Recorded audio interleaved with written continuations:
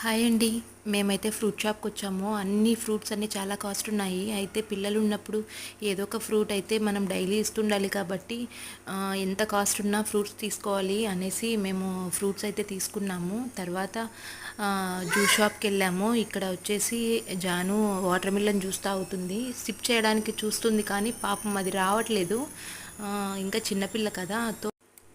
ఎలాగోలాగా సిప్ చేసి అది అయితే తాగింది. ఆ, మేమైతే జ్యూస్ తాగుతూ చాట్ తింటూ ఎంజాయ్ చేస్తున్నాము.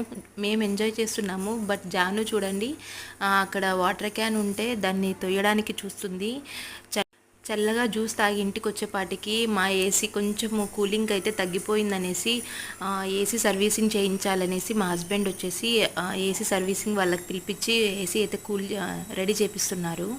ఎవరు వచ్చారో ఇంటికి అనేసి జాను అయితే వాళ్ళ డాడీని వదిలేసి పక్కకి వెళ్ళలేదండి. సో